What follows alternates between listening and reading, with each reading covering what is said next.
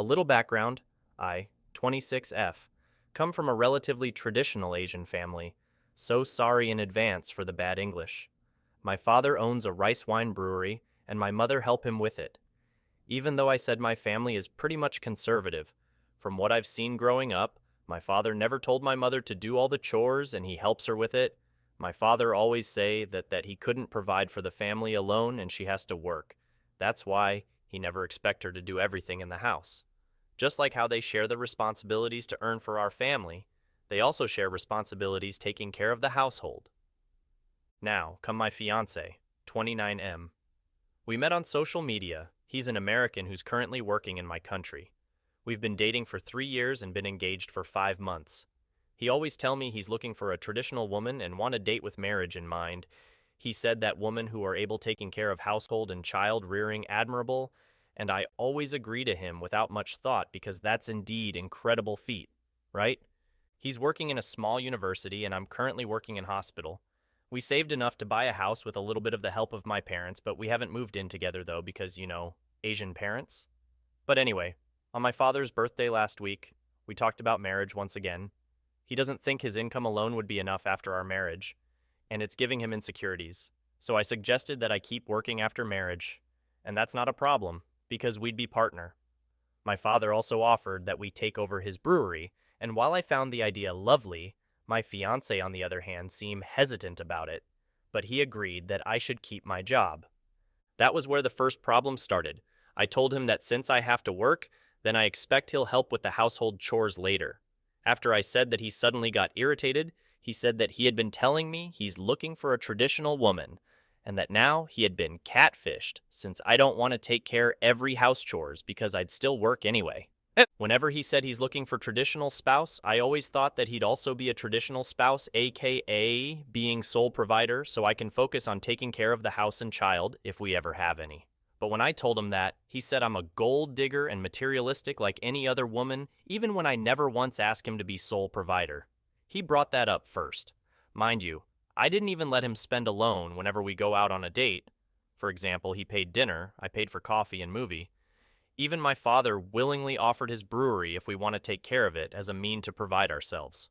So where's the gold I should have been digging here? That was when I actually put the ring down and tell him that I want to break up. I told him he's not traditional enough if he wants fully traditional wife. I didn't want to deal with someone who could easily call me a gold digger because I want to share the chores. That hasn't even happened yet in front of my parents. I can't help but think if he could easily said what he said in front of my parents when we haven't married yet, then he could be saying something worse if we're married and alone. I went home alone, and he texted me saying he was sorry and he didn't mean what he said. He asked to meet, but I don't feel like it. However, when I told my friends, most of them told me I was a bit too emotional, hasty, and impulsive. That I might look like an asshole because I don't even want to meet him. His mother now trying to talk me out of it and that I'm too old to act like this, and it's the culture barrier that lead us to this point. So, here I am, trying to look for a new perspective. AITAH.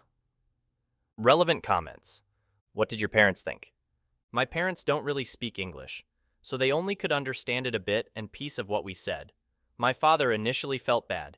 He thought we fought because he brought up the business, but after I told them the reason, excluding the gold digger and materialistic remarks, they are fully on my side, and if I want to end it, then I should.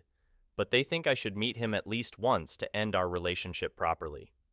Be careful when you break up with him and bring someone along. All right, thanks for your advice. My parents are coming and my father said he's not going to let me meet him alone. Thank you once again. There is no consensus bot on AITAH, but top comments are NTA. Update post, March 12th, 2024, 9 days later. Hello, I'm back once again after this post. First of all, I want to thank everyone who kindly replied and messaged me the past week. I truly am grateful for all the encouragement I received from everyone. It really warms my heart in the midst of all this mess. I want to admit that I too ignored a quite number of red flags he displayed in the past years, brushing it off as difference in our culture and upbringing. I thought I was being open-minded and accommodating, not knowing that I should have opened a deeper conversation regarding what I want if I were to deepen our relationship. Many people kindly gave me praises in my previous post, but I feel rather undeserving to receive them, because I also did so many stupid things that got me here. Okay, now, to the real update. Last night I had a dinner with him alongside with my father, after much thought and input I received from Redditors, friends, and family. Long story short, he still didn't want to end our relationship. He apologized, saying he misspoke and wanted to fix his mistake. He said it was because he was too comfortable with me since I'm not a confrontational person, and I did help quite a lot with his chores, bringing side dishes, help clean up his place every now and then, etc., so he thought I'll always be accommodating what he wants. I also apologized that I've never really brought this kind of topic seriously, and not making sure we were on a same page whenever we did discuss this type of topic. He agreed that I should have told him before, because that way it would never got to this point, and then keep bringing up my bad communication. I know it's my fault too, but it didn't feel good at all hearing that from him, even if he had admitted his faults and never spoke badly to me before, except for that one time. I still can't shake off my distrust of him. I don't know why, but what happened last week is like an instant feeling repellent. So, I returned the ring he gave and told him I'll return more than half of the amount we used to buy our house. He initially refused the money, saying he wants to keep trying to win back my trust in me to keep in contact with him. But this morning, he said I can transfer his money because marriage is not really happening now, and tried to prevent me to sell the house, nor tell our mutual friends that marriage is off the table. So, I just updated almost all of my group chats that now I'm single, and here to tell everyone I'm single because my now ex-fiancé got a red flag so big, China would be crying with envy. I feel like an asshole, to be honest, because it seems like my feeling for him was that shallow all along, but maybe reality hasn't hit me yet. But that's that. Relevant comments. You absolutely did the right thing. What does your dad think? My dad is a typical Japanese father, so we don't talk a lot since I've grown up, but he's supporting my decision to cancel the engagement. He doesn't say much, but he looks quite happy since he wasn't into it for quite a long while back. Thank you for the kind words. I hope you and everyone around you always be kind to you, like you do to me now. It certainly makes me feel better. You need to go to intense therapy so it doesn't happen again. You apologize to a man for not being his maid? Thank you for the response. I didn't apologize for not wanting to be someone's maid, but for not being open and talking about what I want and expect in our relationship. I read in my previous post, many pointed out that conversation with this topic should have happened long before, and I agree with that.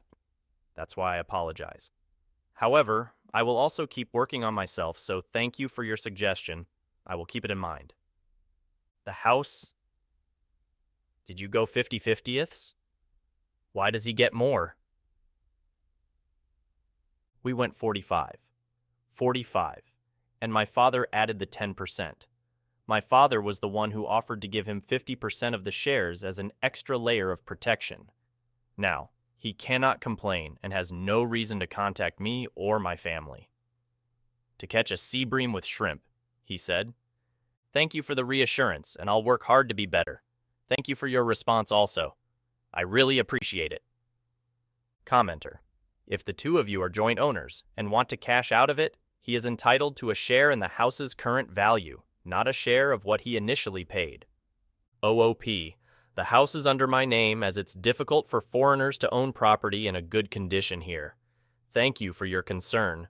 Someone called OOP and her family spineless, and I really appreciated her responses. If you don't mind, I don't have a problem with you insulting me, but do not attempt to do that, my family. Not everything can be resolved by only being tough and formidable. I don't think it's stupid knowing when to be firm and how we compromise for our final decision to avoid future problems. But I do think it's naive when one doesn't even consider that there are other ways to solve a problem other than butting heads and fighting stupid, when they don't even try to understand the logic behind others' problem-solving method. Another response. That's your prerogative right to insult us. It's also within my prerogative right to ask you to stop. This kind of exchange is called conversation in Japan. I don't know about what it's called in your country. Is it another cultural difference? If someone's uncomfortable, they should have sucked it up or didn't go talk in the first place? Excellent. My apology for being so ignorant. Giving him more money than he deserved guaranteed me an excuse for cutting contact completely that I've compromised my decision. Social circle runs differently here because breaking up an engagement divorce will always be a hot topic, and sometimes it affects you on an institutional level. Sometimes it'll affect your career even more when you're a woman. Yes, there are some cases where people getting fired because they got divorced, because it'll reflect badly on the company's image. Sometimes some company goes as far as giving paid leave and vacation to mend their employees' married life. I'm not breaking up. I'm canceling an engagement. It weighs differently. You're naive to think every society works like yours, and your value is applicable to every part of the world without considering their societal circumstances. I'm not excusing it, but I'm not someone so important that I can change them overnight, nor do I want to sacrifice my family and my own reputation. I'm not delusional enough to think I'm the main character. If that's still spineless to you, then sure, I hope you do as well as him navigating your life here.